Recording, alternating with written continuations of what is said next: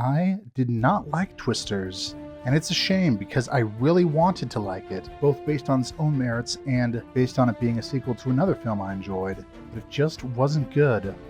The most big picture way of summarizing why it wasn't great is that it is pitched as a disaster film, but it's made more like a drama. A good disaster film has you asking the question, what crazy new thing am I going to see next? The trick of a great disaster film is that it weaves in a drama related to that and alternates between the spectacle and the drama with equal ease. Then ideally, the spectacle would tie into something relating to the character's own feelings, the character's world. Thus, the increasing craziness of the spectacle will tie into the increasing emotional turmoil of the characters. And all this on top of just having the film be based around showing off the spectacle. But Twisters isn't really paced like that at all. On the surface, it's not too dissimilar from the first one. The 1996 Twister opens with a flashback to the female lead losing someone important to her because of a tornado. Then we flash back to the main timeline of the film, and a big part of the female character's arc is just dealing with that violence from the opening. That's a dramatic premise, definitely, and that opening, to be fair, is executed very well in Twisters. I was on the edge of my seat for the whole opening.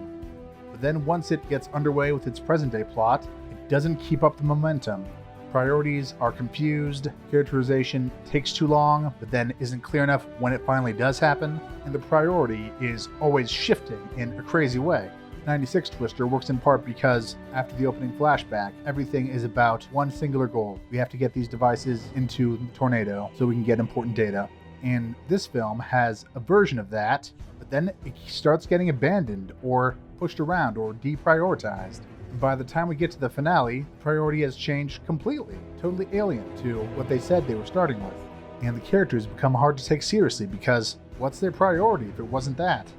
On a certain level, where it ends up isn't evil, it turns into a kind of drama about exploitative landowners muscling people out of their homes after they've been hit by hurricanes, and about going against that and refuting that. That's a great premise. That's a great premise for a story about characters. But this wasn't supposed to be a story about characters. It was supposed to be a spectacle film. And if they wanted to sell us a drama, they should have marketed it as a drama.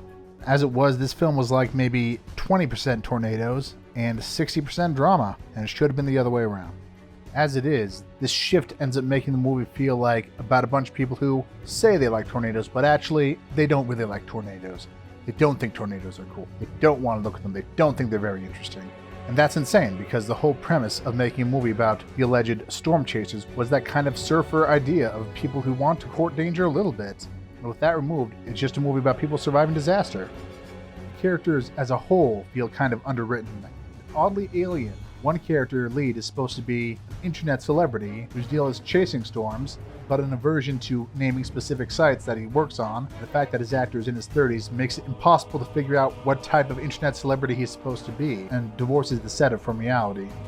The whole film is like that, full of moments that make you wonder, wait, what kind of world are these characters living in? I don't really understand. And not in an endearing way where you can tell everyone is purposely hiding for comedic reasons. Indeed, despite the original Twister very much having a corny element, it did have a grounded core because it was about a couple that was going through a divorce and having concerns about their priorities and their lives. And it was still a silly film, but the core of emotionality stuck, and it gave the film some power that pushed through to real life in a way. I think this film is still going to be successful. The theater I saw it in was packed with young people. It has that mix of likable stars, low mental demand, and high concept spectacle. It's going to draw on people easy, and it's probably going to be a summer blockbuster. That's good. It's not an offensive movie, and it's not like the movie had obligation to be as good as its predecessor. But it does leave me feeling sad. The overall message I get from this film is that it was what a cynic might call it, which was an intellectual property the companies realized they could capitalize on, but whose quality was not really that important. And bereft of the truly elite level motivation to make it competitively great, it just ended up okay. But hey, we don't need an A+ every time. Sometimes we just show up to work and do a good job. Overall, I'm not sure if I'd recommend this for movie night. If you want to see it because of momentum, people you know are seeing it, and stuff like that, then sure. But as an actual fun movie event, going out with your spouse or your significant other, I wouldn't recommend it. You're likely to spend at least 30 minutes just looking at each other and wondering, is this film just kind of bad? And maybe that's your idea of a fun movie. But if it isn't, you're better off seeing something else.